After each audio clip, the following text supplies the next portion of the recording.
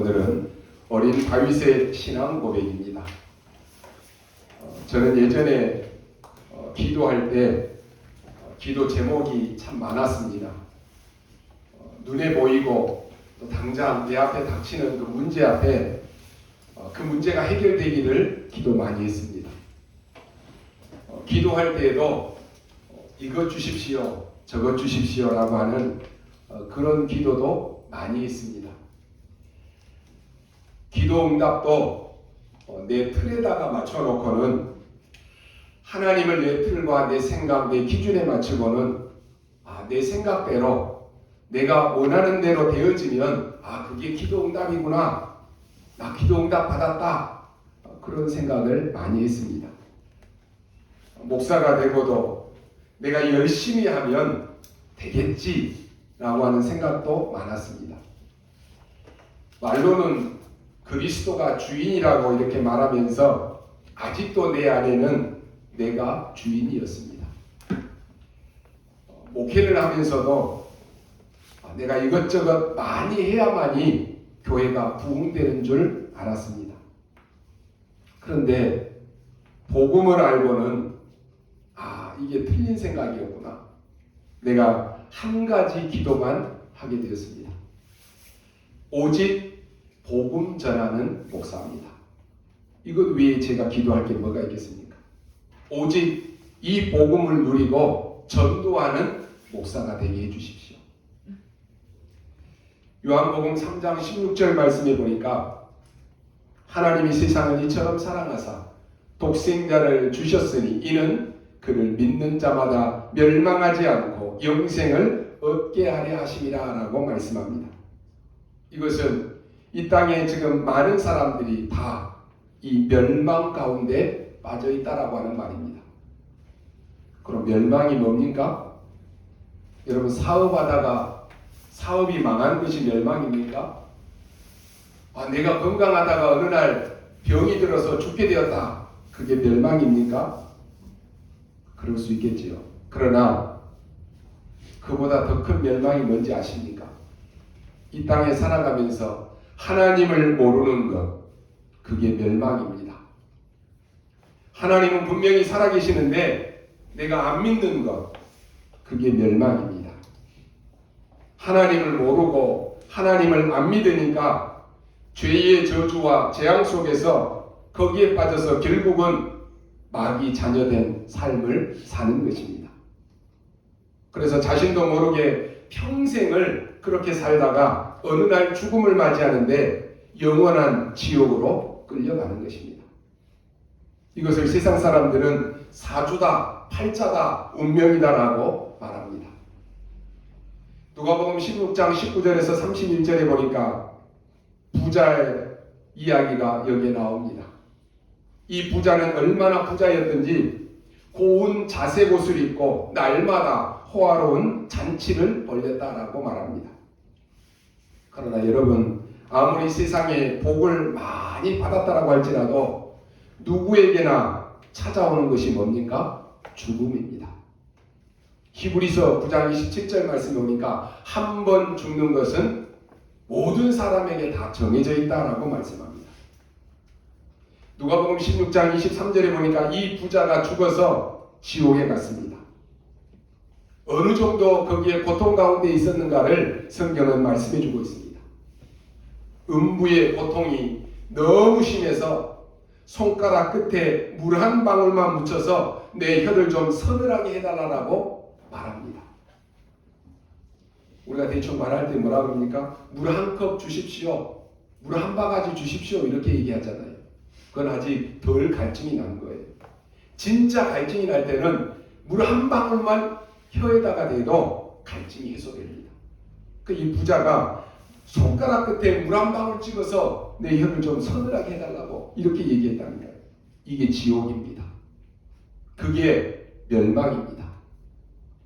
죄와 허물로 죽어서 이 땅에서 공중 권세 잡은 자에게 사로잡혀 있다가 세상 풍조를 따라 살다가 죽어 지옥 간다니까요. 왜냐? 진노의 자녀다 그랬습니다. 이걸 멸망이다라고 말합니다. 우리가 구약 성경의 흐름을 보면 이스라엘이 어떻게 멸망했는가라고 하는 것을 계속 설명합니다. 노예로 가고 포로가 되고 속국이 되었는데 그것을 우리에게 교훈으로 우리에게 거울로 삼으라고 주신 것입니다. 왜 이렇게 노예로 갔느냐? 복음 놓치니까 그러는 거예요. 하나님은 독생자 예수 그리스도를 보내주셔서 그 은혜로 우리가 멸망받지 말고 영생을 얻기를 원하십니다. 근데 문제는 하나님을 안다라고 하면서 교회를 다니는 사람 중에서도 이 참 복음을 몰라서 속고 있는 사람들이 많다라고 하는 것입니다. 예수님이 제자들에게 묻습니다. 사람들이 이렇게 많이 따라다니는데 저 사람들이 나에 대해서 누구라고 말하느냐? 라고 질문합니다. 오늘 여러분 여기에 대한 분명하고 확실한 답이 있어야 됩니다. 여러분은 예수님을 왜 믿습니까? 누구로 믿고 계십니까? 아이고 내 병을 고쳐주신 분이시야. 그렇게만 믿습니까? 내 저주에서 해결해 주신 분이시야. 그렇게만 믿습니까? 이때 제자들이요, 자기가 알고 자기가 들은 그 예수님에 대한 이야기들을 말씀합니다. 이 땅에 사람들이 교회를 다닌다라고 하면서 하나님을 믿는다라고 하면서 어디에 사로잡혀 있느냐라고 하는 것을 말씀해 주고 있습니다. 교회 열심히 다니는데 율법에 딱 매여 있습니다. 교회를 열심히 다니는데 신비한 것에 매여 있다니까요. 그래서 그 교회 갔더니 목사님이 안수를 했는데 내 병이 나았더라. 그러니까 교회 다닌다. 그런 사람 많아요. 박애 정신에 매여 있습니다. 교회 다니면 구제도 하고 남도 많이 도와줘야지. 맞지만 틀립니다. 정의에 빠져서 교회를 다닙니다. 하나님을 믿는다라고 하는 사람들이 다 이렇게 지금 믿고 살고 있다니까요. 이때 예수님이 제자들에게 또 묻습니다. 그래, 이제 사람들이 하는 말 말고 그러면 너는 나를 누구라고 믿느냐? 이렇게 지금 질문합니다. 여러분 예수님에 대해서 교회 갔더니 목사님이 예수님을 이렇게 말하던데요. 그거 중요한 거 아니에요. 여러분은 예수를 누구로 알고 있느냐? 이게 중요해요. 아무리 신비를 체험을 많이 하고 율법을 잘 지키고 구제를 하고 바르게 살고 열심히 살아도 절대로 사단은 이길 수가 없습니다. 죄 문제 해결할 수 없습니다. 지옥 배경에서 빠져나올 수 없습니다. 그래서 예수님이 물으신 것입니다. 그때 베드로가 정확한 답을 하죠. 주는 그리스도시요 살아계신 하나님의 아들이십니다.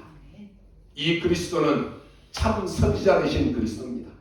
참 제사장 되신 그리스도입니다. 참 왕 되신 그리스도십니다. 이때 예수님이 바요나 시몬아 네가 복이 있도다 라고 말씀합니다. 어떤 복입니까? 돈 많이 버는 복이요, 건강한 복이요, 우리 자녀가 잘 되는 복이요, 이건 말합니까? 아닙니다. 그리스도를 고백하는 그에게 있는 이 복이 바로 영생의 복입니다. 영생의 복이 뭡니까? 반석 같은 축복입니다. 음부의 권세가 절대로 너를 이길 수 없고 천국 열쇠를 주노라. 이게 참된 복입니다. 뭐가 여러분 복입니까? 내가 지금 좀 어려운데 조금 잘 살게 사는 거 그게 복입니까? 내가 좀 병들었는데 병 나은 것이 그게 복입니까? 그럴 수 있죠. 그러나 그건 참된 복이 아닙니다. 문제는 이 유대인들이 율법주의에 사로잡혀 있었습니다. 이 사람들은 하나님의 은혜로 복음을 받았습니다. 그런데도 이 사람들은 문제만 생기면 또다시 어디로 돌아갑니까? 율법주의로 돌아갑니다. 여러분 한번 잘 생각해 보십시오. 우상을 숭배하다가 하나님의 은혜로 복음을 받았습니다. 우상 숭배하던 사람이 복음을 받았는데 우상의 유혹이 끊임없이 다가옵니다. 타락하던 사람이 복음을 받았습니다. 그런데 이 사람이 어느 날 또 타락하는 자리에 거기에 가 있습니다. 술 마시던 사람이 복음을 받았습니다. 그런데 어느 날 보면 또 술 마시던 그 자리에 내가 가 있는 것입니다. 뭘 얘기하는 것입니까? 정말로 그리스도가 주인이시고 정말로 왕 되셔서 그리스도로 각인, 뿌리, 체질이 안 되면 옛날에 내 체질로 또 돌아간다라고 하는 것이. 왜 돌아갑니까? 그리스도가 주인 되시고 그리스도가 왕 되셔서 온전히 다스림을 받는 각인, 뿌리, 체질이 안 되면 또 돌아가는 것입니다. 왜 우리 교회에서는 계속해서 그리스도만 말합니까?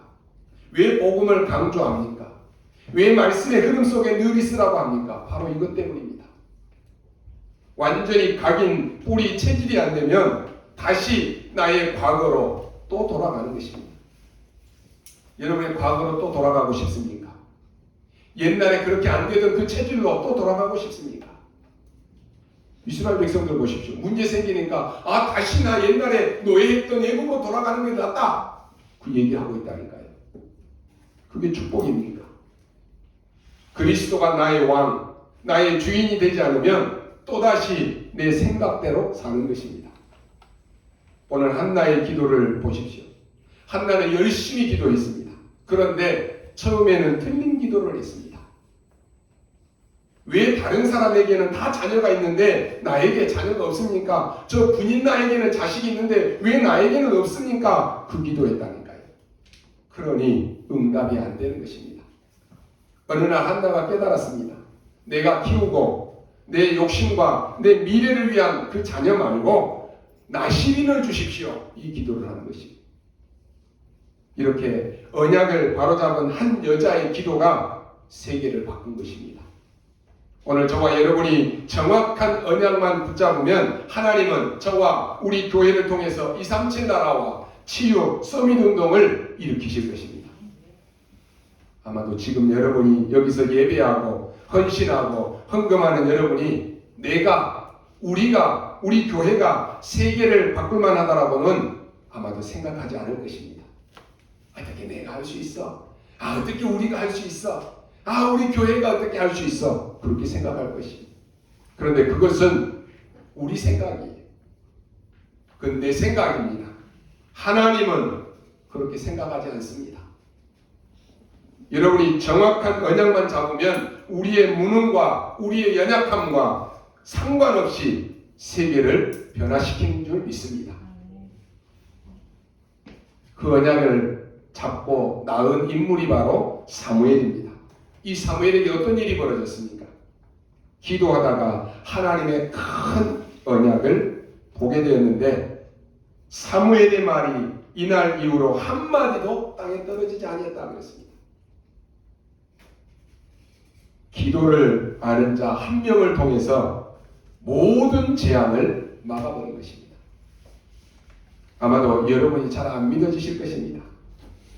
그러나 사실입니다. 여러분이 안 믿어도 지금도 하나님은 역사하고 계십니다.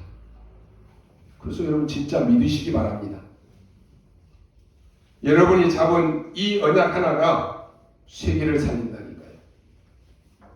대부분 틀린 언약 잡고 기도합니다. 틀린 기도합니다.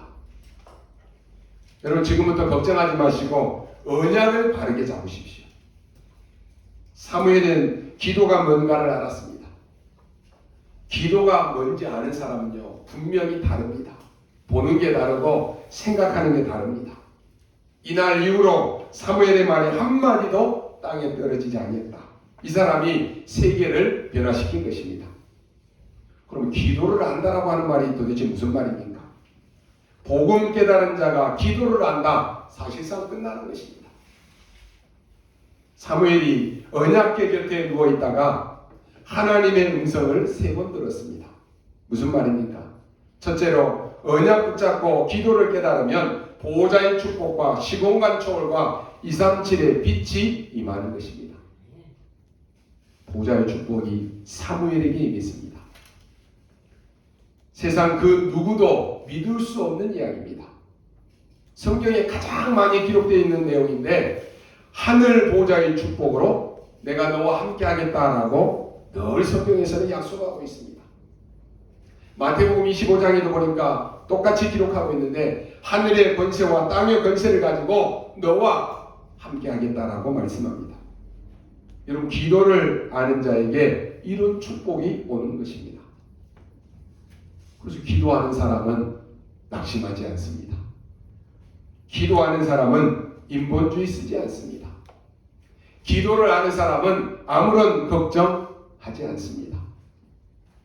여러분이 언약 잡는 순간에 눈에 안 보이게 보호자의 축복이 지금 임하는 것입니다. 마가복음 16장 19절에서 20절에 보니까 제자들이 두루다니며 말씀을 전합니다. 그때 보호자에 앉으신 주님께서 역사하셨다라고 되어 있습니다. 세상 사람들은 당연히 속이고 당연히 싸웁니다. 왜냐? 이 축복을 모르기 때문에 그렇습니다. 어차피 그 사람들은 지옥 갈 것이니까 그렇습니다. 그런데 문제는 믿는 사람들이 그러고 있다니까요. 오늘 전부 여러분이 다 내려놓으시고 언약 잡으십시오. 기도를 깨달으면 보호자의 축복이 임하게 됩니다. 대부분 사람들이 이걸 안 믿고 있어요.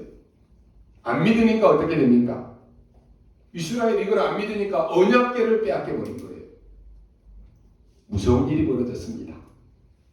여러분 불신앙이 얼마나 무서운가를 아셔야 됩니다. 블레셋이 쳐들어와서는 언약궤를 빼앗아갔습니다. 그냥 빼앗아간 것만 아니라 엘리 대제사장 엘리의 두 아들을 죽였다는 거예요. 이 소식을 들은 엘리가 의자에서 넘어져서 엘리도 목이 부러져서 죽었습니다. 그런데 이 언약궤를 가지고 간 블레셋에게 계속해서 재앙이 내립니다. 결국은 돌고 돌아서 다시 언약궤가 돌아옵니다. 중요한 것이 뭡니까? 기도가 한마디도 땅에 떨어지지 아니했던 사무엘이 언약궤 빼앗겼을 그때에 뭐하고 있었겠느냐라고 하는 것입니다. 바로 기도한 것입니다. 이걸 보고 뭐라고 합니까? 기도는 보호자의 축복과 함께 시공간 초월의 역사가 있습니다. 여러분 진짜 기도를 압니까? 여러분 진짜로 하나님의 살아계심을 믿습니까? 그러면 지금 여러분이 염려하는 게 뭡니까? 여러분 지금 걱정하는 게 뭡니까? 뭐가 여러분을 두렵게 하고 뭐가 여러분을 불안하게 만듭니까? 하나님 앞에 기도하십시오. 기도할 수 있는데 왜 걱정하십니까? 기도할 수 있는데 왜 염려하십니까? 기도할 때 이런 역사가 일어나는 거예요. 여러분 답답한 일이 있습니까? 기도하시기 바랍니다. 기도할 때 일어나는 시공간 초월의 능력을 못 믿는 사람은 불안한 거예요. 참 안타깝지요. 결국 하나님을 떠난 사람은 돈을 벌든지 성공을 했든지 상관없이 나중에 무너지는 것입니다. 얼마나 안타까운 일입니까?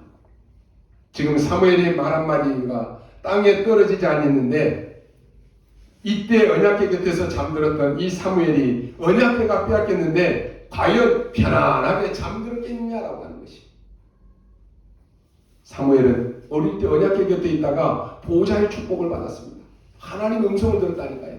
그 언약궤가 빼앗겼는데 가만히 있었겠느냐라고 하는 것이.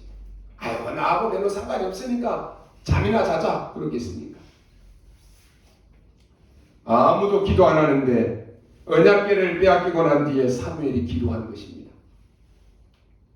여러분 언약 잡은 여러분이 한 명의 기도는 흑암 세력을 뒤흔든다라고 하는 것을 아셔야 됩니다. 여러분이 그런 사람이에요. 여러분의 가정에, 현장에, 사업장에 여러분 개인에게 어떤 문제가 있습니까? 여러분이 언약 잡고 기도할 때 이런 역사가 일어납니다. 오늘 여러분 주위에 전 세계에 임하는 이 흑암 세력이 완전히 무너지는 날 되기를 기도하시기 바랍니다. 하나님을 안 믿는 자가 많이 있기 때문에 여러분이 기도하셔야 됩니다. 교회 안에도 하나님 안 믿는 사람 많습니다. 그래서 여러분 기도하셔야 돼요. 오늘 기도하는 시간에 전혀 눈에 안 보이는데 그 시간이 바로 보호자가 움직이는 시간입니다. 이 시간이 바로 시공간 초월하고 전 세계 현장에 빛이 비치는 그러한 시간입니다. 이걸 여러분 사기꾼들이 안다면 그 큰일 나는 일입니다. 알면 어떻게 합니까? 사기꾼들이 경건하게 포장해가지고 막 몰려올 것 아닙니까? 그러면요, 교회는 숫자적으로 부흥할 수 있습니다. 이걸 안다면 사기꾼들이 우리 교회에 몰려온다면 막 자리가 차고 넘친다니까요. 하늘 보좌를 움직이고 전 세계를 초월하고 빛을 비치는 이 축복이 있다라고 하니까 이 도둑놈들이 사기꾼들이 몰려온다니까요. 그래서 하나님이요, 딱 모르게 만들어놨기 때문에 안 오는 것입니다. 이 비밀을 아는 사람만 모이게 되고 이 비밀을 아는 사람만 기도하게 되는 것입니다. 무슨 말입니까? 참 언약을 가지고 기도를 아는 자에게 하나님은 이 응답을 주신다라고 하는 것입니다. 여러분, 한 명이 언약 잡고 헌신하는 것이 바로 이렇게 중요한 것입니다. 두 번째로 오늘 기도를 아는 자 사무엘 한 명이 나오니까 땅에서 어떤 일이 벌어집니까? 사무엘이 살아있는 동안에 전쟁이 없었다 그랬습니다. 사무엘이 살아있는 동안에 기도하기 때문에 평화가 임했다 그랬습니다. 사무엘이 살아있는 동안에 그를 본 자는 여호와를 섬겼더라 그랬습니다. 오늘 여러분이 이 축복을 누리시기를 바랍니다. 여러분이 살아있는 동안에 여러분의 가정에 모든 재앙이 없어지는 것입니다. 여러분이 살아있는 동안에 여러분이 언약 잡고 기도하기 때문에 여러분의 가정과 여러분에게 평화가 임하게 되는 것입니다. 그래서 여러분을 보면서 여러분을 본 사람이 안 믿는 여러분의 모든 불신자 가정들이 여러분을 보면서 나도 하나님 믿어야 되겠다. 이것처럼 큰 축복이 어디 있습니까? 오늘 여러분이 진짜 깨달아버리면 세계 바꾸는 역사가 일어나는 것입니다. 그래서 거짓말로 믿는 척 하지 말고 진짜 하나님의 말씀 믿으시기 바랍니다. 99.9%만 믿지 말고 100%, 300% 하나님을 믿으시기 바랍니다. 다들 그럽니다. 목사님, 그래도요 세상에 나가면 어려운데 어떻게 합니까? 이렇게 얘기합니다.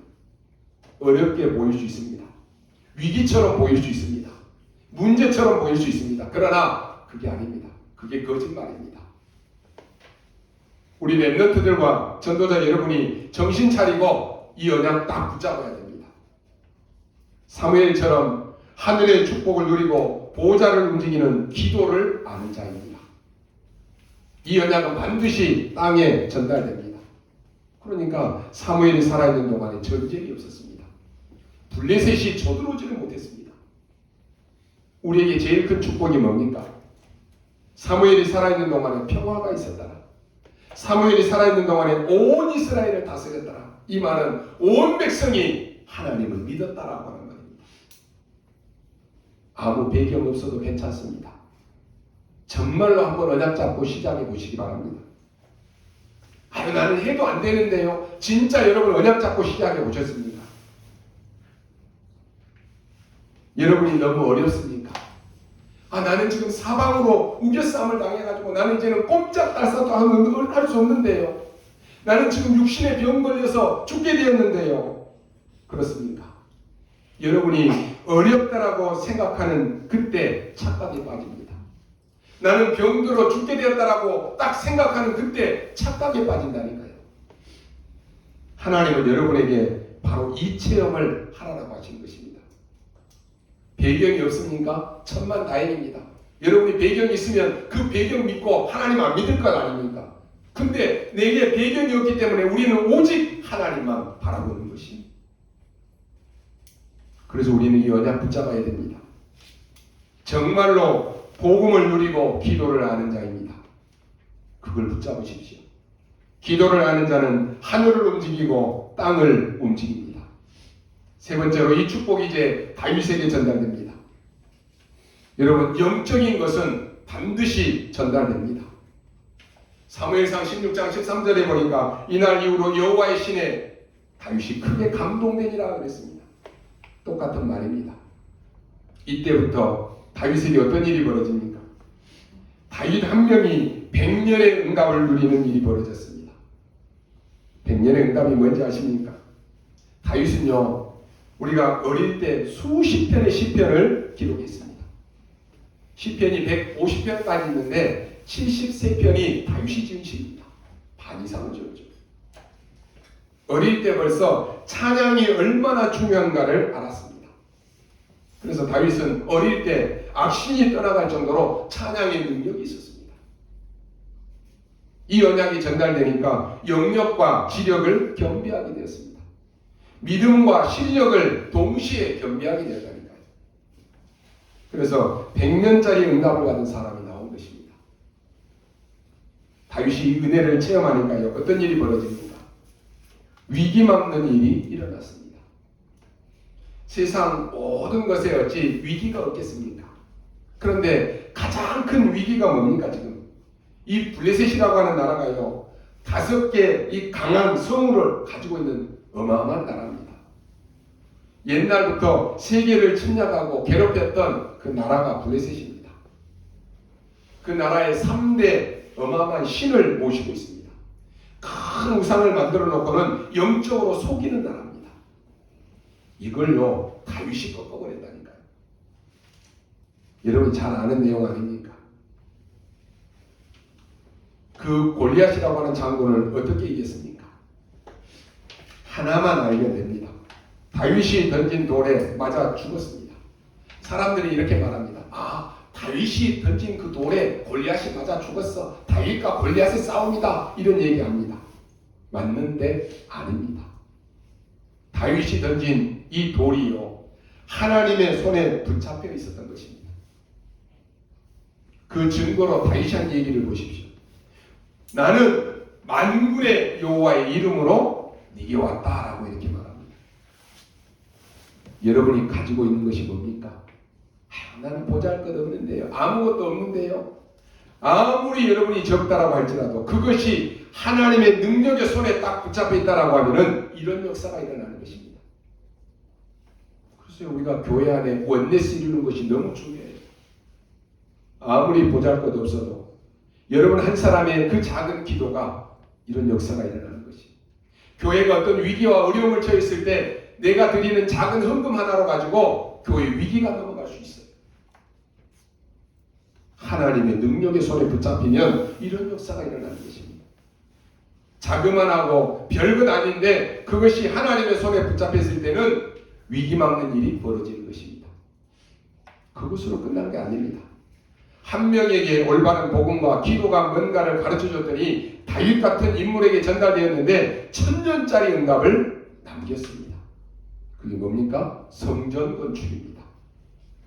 성막의 축복과 교회의 축복을 합친 것이 바로 성전의 축복입니다. 이게 다윗을 통해서 일어났다니까요. 한 명의 여자가 언약을 잡았는데 하나님은 세계 살리는 응답을 주셨습니다. 오늘 여러분이 언약 바르게 잡으시기 바랍니다. 여러분에게 문제가 올 때마다 다들 핑계댑니다. 내가 이래서 그렇고요. 내가 저래서 그렇고요. 이런 핑계 대지 마십시오. 문제 왔을 때 피하려고 하지 마십시오. 문제 오고 위기 왔을 때 불신앙하지 마십시오. 올바른 언약 잡으십시오. 여러분이 핑계대면 올바른 응답을 받을 수 없습니다. 그래서 언약 바르게 잡으라는 거예요. 우리 랩런트들 가운데 가정에 어려움을 당하는 랩런트들도 있을 수 있습니다. 아, 왜 우리 가정은 이럴까? 왜 우리 부모는 이런 부모를 내가 만나게 했을까? 원망이 될 수도 있습니다. 속는 거예요. 원망하지 마시고 하나님의 언약을 바로 잡으십시오. 성경에 7명의 랩런트가 모두가 다 아무것도 없는 데서 시작했습니다. 그 인물이 바로 사무엘을 낳게 된 것입니다. 이 사무엘이 기도를 바르게 깨달으니까 보좌를 움직이게 되었습니다. 하나님이 하늘과 땅의 모든 권세를 가지셨다 그랬습니다. 모든 재앙을 막는 땅의 축복을 전달하는 이 능력이 기도에서 나온 것입니다. 그걸로 끝난 것이 아닙니다. 오늘 이 사람이 또 다른 후대를 키웠는데 다윗을 키웠습니다. 이 다윗의 고백을 한번 보십시오. 오늘 제목이 어린 다윗의 신앙 고백입니다. 골리앗이 쳐들어왔을 때입니다. 뭐라고 말합니까? 이스라엘을 모욕하는 것이 아니라 여호와 하나님을 모욕했습니다. 여호와 믿는 자 나오라 하고 있습니다. 보통 문제가 아니잖아요. 우리가 이 엄청난 복음을 놓치고 여러분이 이 엄청난 기도를 놓치고 있으면 나도 모르게 이런 자리에 서게 됩니다. 사단의 조롱거리가 되는 것입니다. 봐라, 뭐 네가 예수 믿는다고? 아유, 너 기도하면 된다고? 어디 네가 믿는 하나님 한번 모셔와 봐라. 세상 사람들로부터 조롱당한다니까요. 지금 우리 후대들을 보고 여호와 믿는 놈 나와봐라, 이 말과 똑같은 것이에요. 여호와 믿는 자 있으면 나와서 나하고 싸우자라고 하는 것이. 그런데 아무도 안 나갔어요. 그 어마어마한 군인들이 다 벌벌벌벌 떨고 있는 거예요. 그때 다윗이 그 소리를 듣고 내가 나가서 싸우겠다라고 합니다. 정말로 믿음 없는 사람들은 옳은 말 잘합니다. 망하는 소리, 그게 망하는 소리인지도 모르고 잘합니다. 믿음 없는 사람들은 은근히 내가 믿음 있는 척 하면서 틀린 말 잘합니다. 한번 보십시오. 다윗의 형들이 이 다윗을 보고 막 화를 냈다니까요. 성경에 보니까 분을 냈다고 했습니다. 이게 지금 분을 낼 일입니까? 화낼 일입니까? 뭐라고 말합니까? 야, 저놈이 지금 미쳤구나 라고 했어요. 저렇게 교만한 놈이 어디 있느냐 이렇게 얘기했어요. 물론 맞는 말일 수도 있습니다. 자기들은 장군이고 갑옷도 입었는데 자기들도 못 나가고 있는데 어린 다윗이 나간다라고 하니까 저런 교만한 놈이 어디 있냐라고 이렇게 얘기했다니까요. 그러나 맞는 말인 것처럼 보이지만 분명히 틀린 것입니다. 그게 바로 재앙받는 소리입니다. 여러분이 이런 상황 속에 있을 때 사람들이 다 말하는 게 맞는 말일 수 있습니다. 여러분의 생각이 맞는 생각일 수도 있습니다. 그러나 하나님의 생각은 아닐 수 있어요. 그때 다윗이 이렇게 대답합니다. 29절입니다. 내가 어찌 이유가 없겠습니까? 라고 말합니다. 참 대단하지 않습니까? 이게 기도를 아는 사람입니다. 이게 언약을 아는 사람입니다. 다윗이 사울왕 앞에 가서 또 싸우겠다라고 이렇게 말합니다. 그때 왕도 옳은 말을 합니다. 뭐라고 합니까? 야, 그래도 지금 저 골리앗은 장군이다. 봐라. 키도 크고 목청도 어마어마하고 무시무시하다. 그런데 너는 소년 아니냐? 네가 나가서 싸울 수 있겠느냐? 그런데다가 지금 너는 너무 어려가지고 너에게 맞는 갑옷도 없다. 어떻게 하겠느냐? 맞는 말이잖아요. 바른 말이잖아요. 여러분, 하나님을 알지 못하고 기도를 알지 못하는 사람들은 그게 재앙의 소리입니다. 그게 망하는 소리예요. 그때 다윗이 고백을 안 했습니까? 여호와께서는 저를 사자와 곰에게서 건져주셨습니다. 내가 양을 칠 때에 여호와께서 저를 여호와를 모욕하는 자 저 손에서 나를 건져주실 것입니다. 이게 언약 잡은 렘넌트의 고백입니다. 이게 전도자 여러분의 고백입니다. 내가 지금 이런 문제와 위기 속에 있지만 하나님은 나를 지켜주실 것이다. 이 믿음 가지셔야 돼요. 이게 여러분의 고백이 돼야 됩니다. 군복도 필요 없다고 했어요. 왜요? 맞지 않으니까. 다윗이 어떻게 나갑니까? 막 달려나갑니다. 그때 가만히 골리앗이 보니까요, 누가 나오기는 하는데 큰 군복을 입고 장군이 나올 줄 알았는데 어린아이가 막 달려나오는 거예요. 오더니 골리앗 앞에 딱 섭니다. 골리앗이 보고는 너무 기가 막힌 거예요. 누군가 나와서 싸우려고 나와서 보니까 어린아이가 하나 와 있다니까요. 그것도 칼 들고 나온 것도 아니고 막대기 들고 나와 있는 거예요. 그게 오늘 우리 본문에 읽은 말씀이잖아요. 그 막대기는 그냥 막대기가 아니고 줄이 달려있는 돌 던지는 막대기입니다. 골리앗이 그걸 보고 하는 말입니다. 야, 네가 지금 나를 개로 여기느냐? 왜 막대기 가지고 나왔느냐? 이렇게 말합니다. 그러면서 자기 나라의 신 다곤 신의 이름을 가지고 막 다윗을 저주합니다. 네가 나를 개로 여기고 막대기 가지고 나왔느냐? 이게요, 골리앗의 마지막 말이었습니다. 사람도 죽을 때 마지막 말이 중요해요. 그러잖아요. 아무리 안 믿는 부모도요, 마지막 죽을 때 예수 영접하고 나를 예수 믿는 장으로 치러달라. 유언 남기고 간다니까요. 자식들은 어떻게 해야 돼요? 부모의 유언인데. 마지막 말을 잘 남겨야 돼요. 골리앗의 마지막 말입니다. 그때 다윗이 한 고백이 나오는데 오늘 읽은 본문입니다. 너는 칼과 창과 단창으로 나왔지만 나는 만군의 여호와의 이름으로 네 앞에 왔다. 또 한 번 강조합니다. 네가 모욕하는 그 여호와의 이름으로 왔다는 겁니다. 그러면서 전 세계 여호와 하나님을 알리겠다. 오늘 여호와께서 네 목을 내 손에 붙이셨다. 구원은 칼에 있지 않고 창과 단창에 있지 않고 여호와의 손에 있음을 내가 증명하겠다. 얼마나 확신 있는 말입니까? 이게 소년 다윗의 고백입니다. 그 앞에서 고백했다니까요. 다윗의 말이 끝나자마자 돌을 던진 것입니다. 성경에 보니까 달려가면서 던졌다고 했어요. 골리앗이 투구를 썼는데 이 말을 때린 것입니다. 그것 맞고는 갑자기 쓰러졌어요. 그러자 블레셋이 그거 보고 다 흩어져서 도망가 버립니다. 그때서야 이스라엘이 힘을 내서 소리내서 막 나타난 것입니다. 성경은 이렇게 기록합니다. 다윗에게는 칼이 없었더라. 그래서 골리앗에 차고 있는 그 허리에 칼을 빼서 골리앗의 목을 잘라버린 것이, 이게 우발적으로 일어난 일이 아닙니다. 다윗이 확신한 거예요. 40일 여호와를 모욕하던 그 골리앗 아닙니까?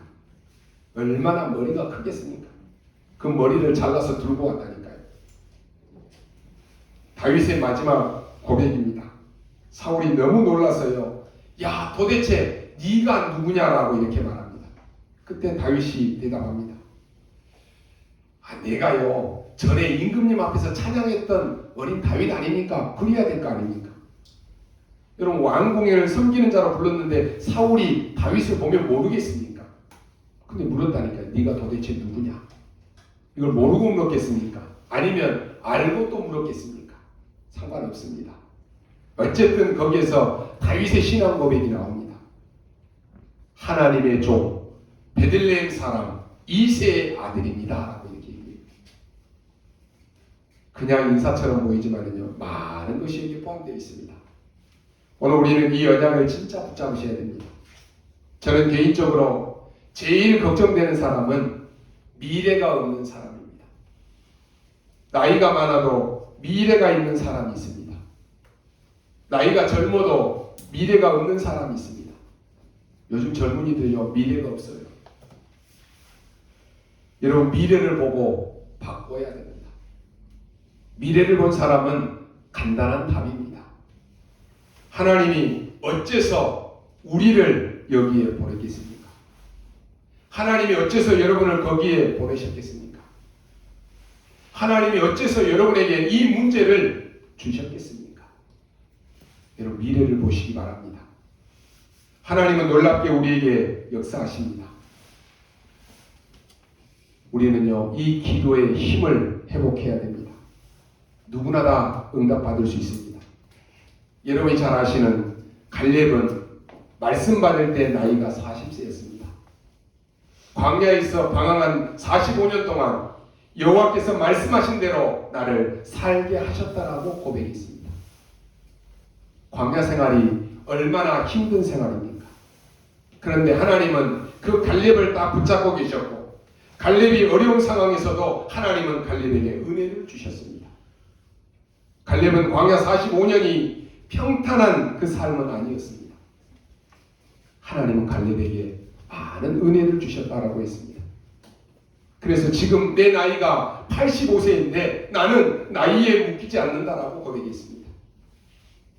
바울은 고린도서 4장 16절에 그러므로 우리가 낙심하지 아니하노니 우리의 겉사람은 낡아지나 우리의 속사람은 날로 새로워진다 하겠습니다. 여러분, 날마다 믿음 충만하시기 바랍니다. 노아는 120년 동안입니다. 요셉은 13년 동안, 모세는 40년 동안, 오랜 기간 동안 말씀을 다 붙잡고 기다린 것입니다. 여러분은 몇 년이나 말씀 붙잡고 기다렸습니까? 우리는요 금방 해도 안 되네, 말씀 붙잡아도 안 되네, 기도해도 안 되네, 금방 포기해버리잖아요. 우리는 하루에도 몇 번씩이나 생각이 많이 바뀝니다. 금방 오늘 은혜 받았다가 금방 내일 또 시험 들었다가 그러잖아요. 내 생각도 사람의 생각도 세월도 바뀌는데 45년 동안 갈렙은 하나님의 은혜를 받은 것입니다. 그럼 그동안에 사건이 없었겠습니까? 그동안에 염려와 문제와 고민이 없었겠습니까? 그동안에 이 갈렙은 좌절할 일이 없었겠습니까? 그런데도 45년 동안 주님의 사랑은 변함이 없었습니다. 흔들리는 것은 나였지 주님은 한순간도 흔들리지 아니하셨고 변함이 없었습니다. 하나님은 나에게 반석 같은 축복을 주셨습니다. 이걸 여러분이 잘 보셔야 됩니다. 주는 그리스도시요 살아계신 하나님의 아들이십니다. 이 고백을 했던 베드로도 변했다니까요. 이 베드로도 실수했습니다. 불신앙에 사로잡혔습니다. 그렇지만 부활하신 예수님은 베드로에게 찾아오셔서 네가 나를 사랑하느냐? 그 말은요, 너는 변해도 나는 변하지 않는다 그 말입니다. 너는 실수해도 나는 실수하지 않는다 그 말입니다. 여러분, 주님의 사랑은 변함이 없습니다. 저는 찬송가 135장의 3절 가사에 저는 지난 주간에 부르면서 많은 은혜를 받았습니다. 허물 많은 베드로를 용서하시고 의심 많은 도마에게 확신 주시고 사랑하는 그의 제자 가슴에 안고 부드러운 사랑으로 품어주셨네. 우리는 베드로처럼 허물이 많습니다. 우리는 내 인생이 늘 말씀 붙잡았다라고 하면서도 의심 많은 도마처럼 늘 하나님을 의심하며 살아요. 그런데도 주님은 용서하시고 그런데도 주님은 우리에게 확신 주시고 사랑하는 그의 제자를 가슴에 안고 부드러운 사랑으로 품어주십니다. 나는 변합니다. 다른 사람도 변합니다. 그래서 우리는 변한다라고 눈물을 흘리고 변한다라고 해서 우리는 속상해하고 낙심도 합니다. 그러면서 또 무너지기도 합니다. 우리는 죄짓기도 하고 실수도 합니다. 그게 우리입니다. 그러나 우리 주님은 나를 버리지 않습니다. 그 주님은 나를 변함없이 붙잡고 계십니다. 여러분, 사람이 일이 잘 안 되고 가난해지고 병이 오면 누구나 다 예외 없이 불안해지고 외로워집니다. 염려 생깁니다. 우리가 실수하고 죄를 지으면 나도 모르게 걱정이 생깁니다. 외로워집니다. 그게 우리 인간입니다. 그런데 우리 주님은 어떻게 하셨습니까? 요한복음 10장 28절에 보니까 내가 그들에게 영생을 주노니 영원히 멸망하지 아니할 것이요 또 그들을 내 손에서 빼앗을 자가 없으리라 했습니다. 여러분, 우리에게 영생을 주신 그 하나님은 우리를 영원히 멸망하지 않게 하십니다. 그들을 내 손에서 빼앗을 자가 없다 그랬습니다. 하나님은 45년 동안이나 이 갈렙을 다 붙잡고 계셨습니다. 나는 늘 흔들리고 넘어지고 불안해하는데 그 하나님은 나를 말씀으로 다 붙잡고 계셨어요. 아브라함이 불신앙할 때도 하나님이 그 아브라함을 버렸습니까? 요셉이 노예로 팔려갔을 때, 감옥에 갔을 때 하나님은 요셉을 잊었습니까? 모세가 광야에서 40년 동안 그 외로움 가운데, 그 슬픔 가운데 빠져 있을 때 하나님은 모세를 내버려 두셨습니까? 우리는 말합니다. 아유, 그 사람이 변했네? 라고 말합니다. 그러면 나는 안 변합니까? 나도 변해요.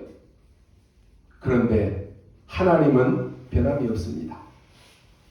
하나님은 한순간도 나를 놓치지 않고 나를 붙잡고 계십니다. 저는 그런 마음이 들었습니다. 예전을 돌아보니까요. 그때 내가 망했을 텐데. 내가 그때 내가 죽었을 텐데.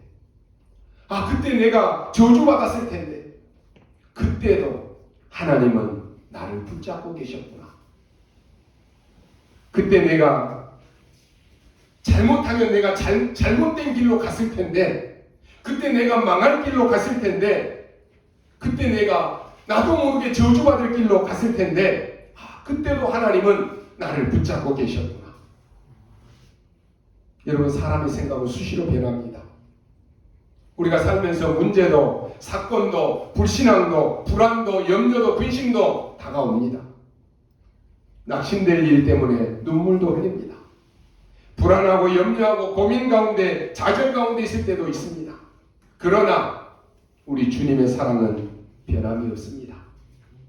갈렙을 45년 동안 붙들어 주신 그 주님이 바로 오늘 우리의 하나님이십니다. 그래서 갈렙이 깨달은 것이 뭡니까? 45년 동안 하나님이 나를 생존하게 하셨구나. 하나님이 나와 함께 하셨구나. 이게 깨달아졌다니까요.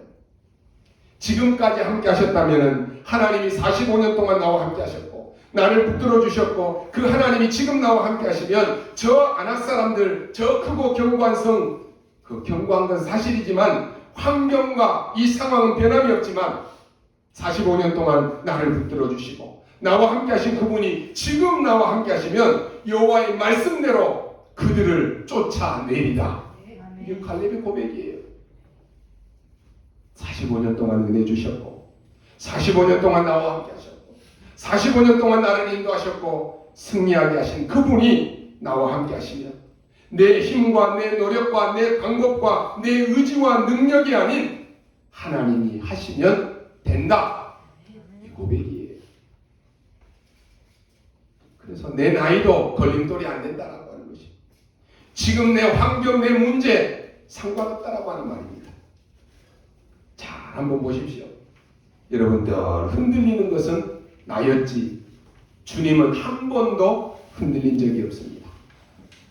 우리는 내가 열심을 냈다가 내가 결심했다가 내가 결단했다가 좌절하고 낙심될 때가 많습니다. 어떤 때는요 외로워서 힘들어서 병들어서 야 이제는 끝났다. 그런데 하나님은 한순간도 나를 버리신 적이 없습니다. 붙잡으시기 바랍니다.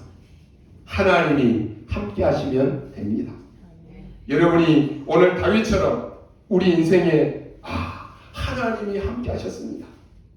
하나님이 치유하셨습니다. 하나님이 나를 축복하셨습니다. 하나님이 나에게 응답하셨습니다. 하나님이 지나고 나니까 나에게 이렇게 역사하셨네요. 그 하나님이 지금 나와 함께 하시면 하실 수 있는 것입니다. 나는 불가능하지만 하나님은 가능합니다. 내가 한 것이 아니고 하나님이 하시면 됩니다. 오늘 이런 은혜가 오늘 여러분에게 넘치시기를 주님의 이름으로 축원합니다. 기도하겠습니다. 하나님 감사합니다. 오늘 말씀 받는 주의 백성들이 언약 잡은 기도가 시작되게 하여 주옵소서. 사랑하는 우리 모든 성도들이 어떤 문제와 사건 속에 있습니까? 사무엘의 기도가 시작되는 날이 되게 하여 주옵소서. 다윗의 이 고백이 우리의 고백이 되게 하여 주옵소서. 갈렙과 함께 하신 그 하나님의 축복을 우리 모든 성도들이 누리게 하여 주옵소서. 감사를 드리며 살아계신 우리 구주 예수 그리스도의 이름으로 기도하옵나이다. 아멘.